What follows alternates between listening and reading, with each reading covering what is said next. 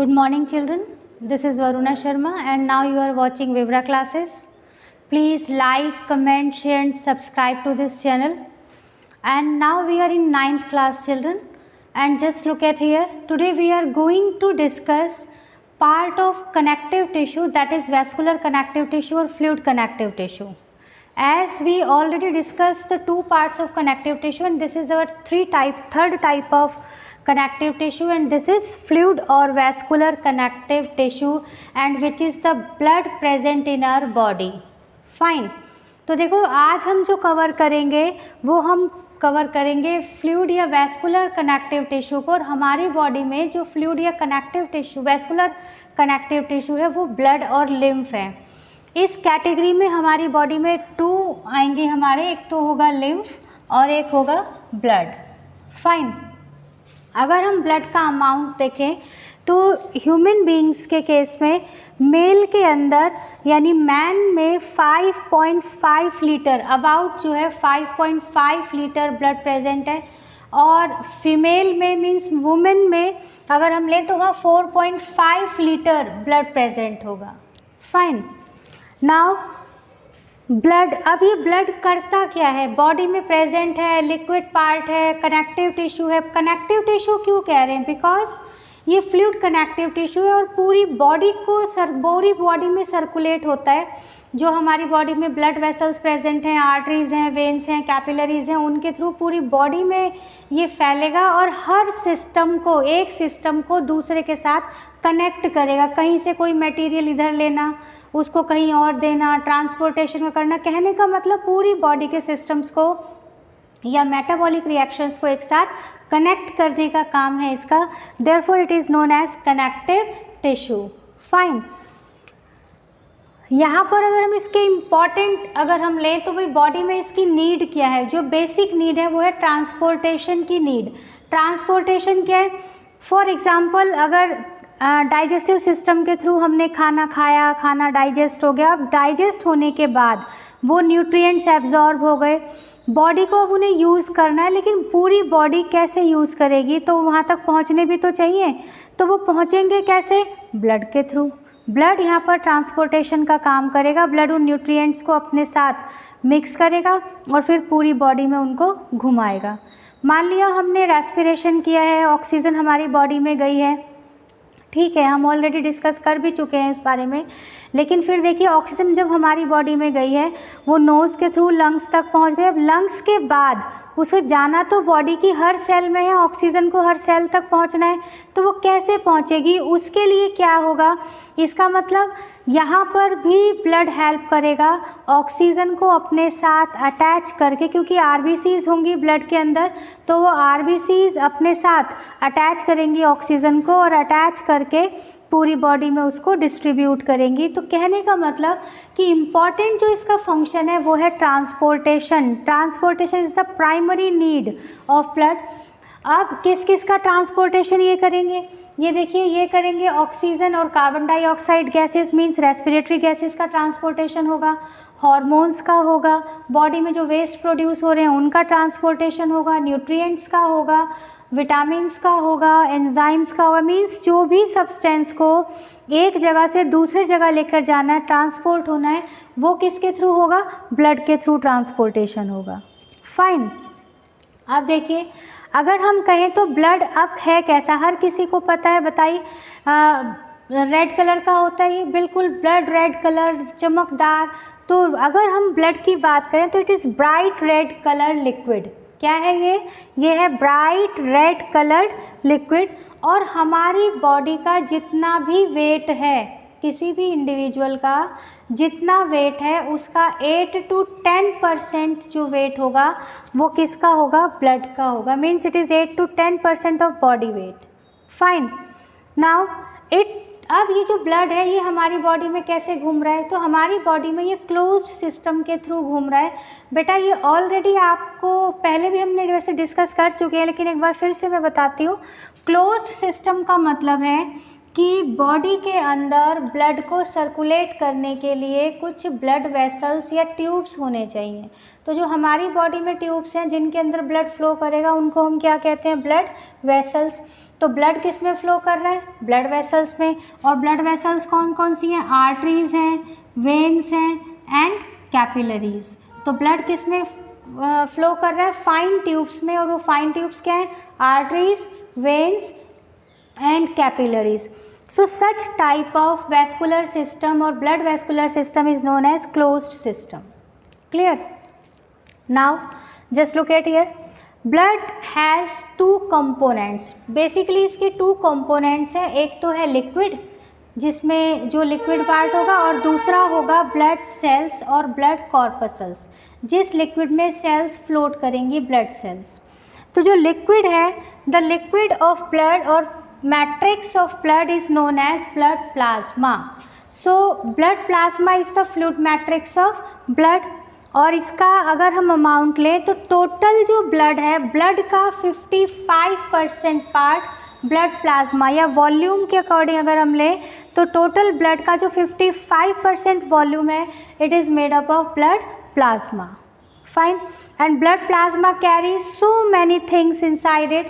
That is, it carries proteins, it carries nutrients, inorganic salts like ions, calcium ion, magnesium ion, phosphate ion, like this.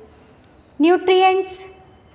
Next, inorganic salts हो गए. अच्छा, hormones, antibodies होंगी, कुछ एक ऐसी globulin proteins जो हमारी बॉडी के अंदर बीमारियों से लड़ने की शक्ति पैदा करेंगी. फाइन. तो एंटीबॉडीज़ प्रेजेंट होंगी. वेस्ट भी ब्लड ही ट्रांसपोर्ट करेगा. और गैसेस में कौन होंगे बेटा? गैसेस में होंगे oxygen and carbon dioxide gases, that is respiratory gases. इसी के साथ साथ अब ब्लड प्लाज्मा जो है, क्योंकि लिक्विड पार्ट है, मैट्रिक्स पार्ट है, तो ओवरऑल इसका फंक्शन क्या हो गया? It helps in transportation and it also contains important proteins like prothrombin, fibrinogen, antibodies तो भी मैंने बताया ही है कि एंटीबॉडीज़ तो हेल्प करते हैं किसमें? बीमारियों से लड़ने में, मीन्स इम्यूनिटी प्रोवाइड कराते हैं हमारी बॉडी में. लेकिन प्रोथ्रोम्बिन और फाइब्रिनोजन क्या है? These are important proteins which helps in blood clotting. अगर कभी चोट लग जाए और ब्लड अपने आप ही बहना बंद हो जाता है, उस प्रॉपर्टी को हम कहते हैं ब्लड क्लॉटिंग. क्लॉट बन गया इसलिए ब्लड बह नहीं रहा है. तो ऐसा ब्लड में क्या है कि ब्लड क्लॉटिंग हो रही है, तो ब्लड में प्रेजेंट है prothrombin, fibrinogen like important proteins which helps in blood clotting. Clear? Fine. Now second part is blood cells और ब्लड कॉर्पसल्स. ये तो लिक्विड पार्ट हो गया. अब इस लिक्विड के अंदर ब्लड में 3 टाइप्स के सेल्स प्रेजेंट हैं. फर्स्ट इज इरिथ्रोसाइट्स और we can say red blood corpuscles और RBCs. फाइन.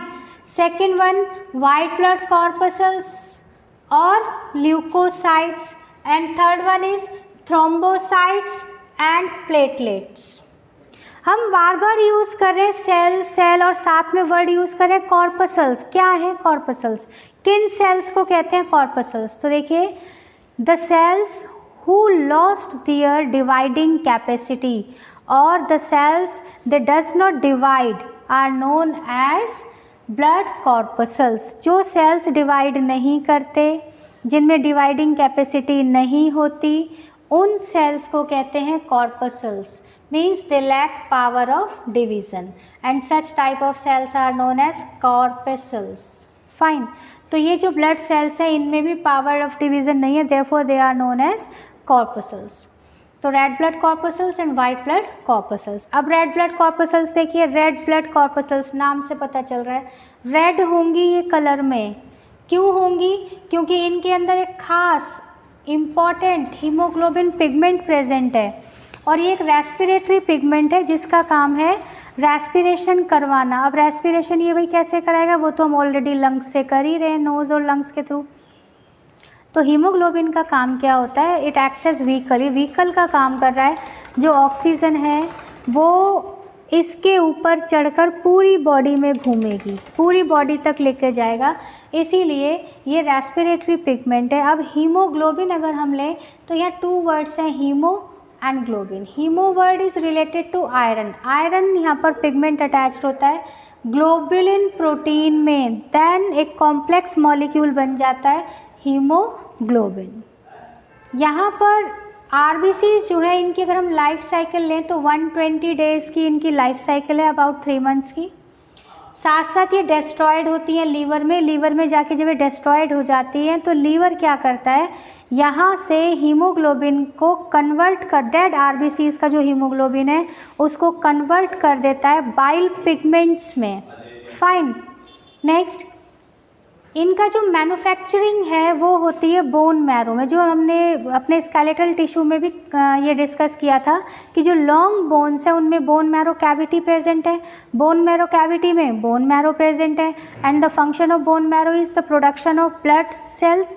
तो ये जो ब्लड सेल्स और कॉर्पसल्स का है, बेसिकली आरबीसीज और डब्ल्यूबीसीज जो है इनकी फॉर्मेशन कहाँ है, बोन मैरो में। तो हमारा जो ब्लड फॉर्म हो रहा है वो बोन मैरो में हो रहा है, तो ये भी बोन मैरो में इसकी फॉर्मेशन है, और फंक्शन है transportation of carbon dioxide and oxygen gases. Fine. Next, white blood corpuscles. White blood corpuscles are also known as leukocytes. These leukocytes are rounded, nucleated, amoeboid shaped and formed in red bone marrow. अब हमने कहा है rounded है तो spherical है, ये गोल है shape इनकी। न्यूक्लिएटेड मीन्स न्यूक्लियस इनमें प्रेजेंट है, जबकि इरिथ्रोसाइट्स आर इन्यूक्लिएटेड मीन्स इनमें ई मतलब एब्सेंट, कौन, न्यूक्लियस, इनमें न्यूक्लियस एब्सेंट होता है। But white blood cells nucleated है means nucleus is present in leucocytes और white blood corpuscles. And amoeboid shape है, अमीबॉइड शेप मीन्स इनमें मूवमेंट कर सकती है, ये स्यूडोपोडिया फॉर्मेशन इनमें होता है, और अमीबा की तरह ये अपनी शेप रेगुलर चेंज कर सकते हैं, क्योंकि स्यूडोपोडिया की प्रॉपर्टी तो आपको पता है, अमीबा का तो सबको ही पता है कि यूनिसेलुलर ऑर्गेनिज्म है, हर जगह वो चल सकता है, किसी भी डायरेक्शन में चल सकता है, क्योंकि उसके अंदर ये प्रॉपर्टी है, वो अपने स्यूडोपोडिया चेंज कर सकता है, रेगुलर अपनी शेप चेंज कर सकता है, स्यूडोपोडिया की डायरेक्शन चेंज कर सकता है। तो वही प्रॉपर्टी यहाँ पर भी है, स्यूडोपोडिया फॉर्मेशन यहाँ पर भी है, शेप चेंज कर सकते हैं regular, therefore they are amoeboid cells. Fine.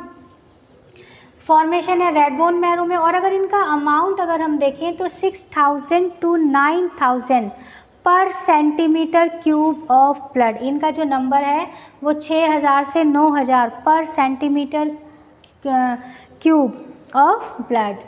And इनका जो इम्पॉर्टेंट फंक्शन है, इसको आप सुने ध्यान से, इनका इम्पॉर्टेंट फंक्शन है, एक तो माइक्रोबियल इन्फेक्शन से बचाते हैं, मीन्स हमारी बॉडी में होने वाले डे टू डे लाइफ में जितने भी इन्फेक्शंस हो रहे हैं उन इन्फेक्शंस के अगेंस्ट ये हमारी बॉडी के अंदर उनसे लड़ने की कैपेसिटी क्रिएट करते हैं, यानी मीन्स हमें इम्यूनिटी प्रोवाइड कराते हैं। तो इम्यूनिटी प्रोवाइड कराने का जो काम है स्पेसिफिकली ये WBCs का है, और कॉमनली हम इनको सोल्जर्स ऑफ द बॉडी भी कहते हैं, क्योंकि ये हमेशा फाइट करते रहते हैं माइक्रो ऑर्गेनिजम्स के साथ। अब अगर हम देखें तो हमारी स्किन पे, हमारी बॉडी में पता नहीं कितने माइक्रो ऑर्गेनिजम्स हमेशा बैठे होते हैं, लेकिन हम रोज़ बीमार नहीं होते। क्यों?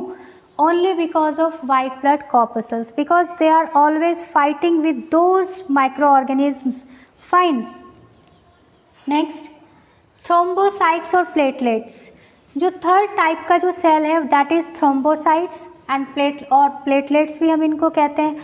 एक्चुअल में इनको प्लेटलेट्स क्यों कह रहे हैं भाई, इनको हम कॉर्पसल्स क्यों नहीं कह रहे? Actually they are not actually cells, ये एक्चुअली सेल्स नहीं है तो कॉर्पसल्स भी नहीं है। Actually they are the part of bone marrow cells. जो बोन मैरो सेल्स होते हैं जायंट बड़े साइज में, उन बोन मैरो सेल्स का पार्ट होते हैं ये, therefore they are known as platelets. Clear? And the shape of platelet rounded, colourless, कोई कलर नहीं है, बाई कन्वेक्स शेप है एंड नॉन न्यूक्लिएटेड है, न्यूक्लियस यहाँ पर भी नहीं है। और ये मैं ऑलरेडी बता ही चुकी हूँ कि actually they are pieces of certain giant cells of bone marrow, therefore they are known as platelets. And इनका जो फंक्शन है दैट इज़ ब्लड क्लॉटिंग। इनका मेन काम है ब्लड क्लॉट करना। ब्लड क्लॉटिंग में विटामिन के हेल्प से, और साथ साथ क्या होता है, जैसे किसी बॉडी में चोट लग जाती है, कहीं पर कोई कट लग गया, इंजरी लग गया, तो जो प्लेटलेट्स हैं ये क्लॉटिंग शुरू करती हैं। तो क्लॉटिंग शुरू करने का जो फर्स्ट स्टेप है, यानी सबसे पहले वो सब्सटेंस प्रोवाइड कराना जिसने आगे का पूरा प्रोसेस करना है, वो होती है प्रोटीन थ्रोम्बोप्लास्टिन। तो इनका काम होता है थ्रोम्बोप्लास्टिन को रिलीज़ करना। क्लियर? एंड इनका अगर हम अमाउंट देखें तो इनका अमाउंट कितना है, 2 to 4 lakhs पर सेंटीमीटर क्यूब है ये हमारी बॉडी में, जो कि नॉर्मल अमाउंट में ये प्रेजेंट होते हैं। तो आज हमने डिस्कस किया है ब्लड के बारे में अपना। अब हम इनका फंक्शंस भी लें तो इनके फंक्शंस क्या क्या हैं वो देखिए। फंक्शंस अब आप काउंट करते जाइए और मैं बोल रही हूँ आपको ये नोट करने हैं फंक्शंस। तो वो देखिए क्या क्या है। First, blood helps in transportation of nutrients, waste material and respiratory gases etcetera etcetera. यहाँ पर मैंने सब लिख दिया है। वेस्ट भी हैं, हार्मोन्स भी हैं, एंजाइम्स भी हैं, रेस्पिरेटरी गैसेस भी हैं, all things. Fine, this is the first basic function. Second, it helps in, जो ब्लड है, it also helps in providing immunity. किसका फंक्शन है इम्यूनिटी? WBC का। तो ये भी किसका फंक्शन हुआ? ब्लड का function. So blood providers immunity. Fine. अब third, blood helps in blood clotting. Blood के पास खुद ही ऐसे फैक्टर्स हैं जो ब्लड क्लॉट करा रहा है, तो ये भी तो ब्लड का अपना खुद का फंक्शन हो गया। तो blood also helps in blood clotting. किसी को कहने की ज़रूरत नहीं है, अलग से लर्न करने की ज़रूरत ही नहीं है। आपने ये पॉइंट्स लर्न किया, आप खुद इनके फंक्शंस बता सकते हैं। तो एक आप बता ही चुके हैं, ये न्यूट्रिएंट्स को ट्रांसपोर्ट कर रहा है। सेकेंड आप कह देंगे it helps in transportation of respiratory gases. Third, it provides new immunity. Blood helps in blood clotting and it also helps in the maintaining of pH, क्योंकि ये बहुत सारे केमिकल्स को ऑलवेज कैरी कर रहा है, तो बॉडी का एक सुटेबल pH मेंटेन करके रखता है। pH मतलब ऐसा एक मीडियम जिसमें इजीली जो है बॉडी के सारे मेटाबॉलिक रिएक्शंस हो सकें, क्योंकि ये ऑलरेडी लिक्विड है तो ये सब कुछ कैरी कर रहा है। Fine. And it also helps in the maintenance of body temperature. ये बॉडी टेम्परेचर को भी मेंटेन कर रहा है, मीन्स थर्मल रेगुलेशन का काम भी कर रहा है।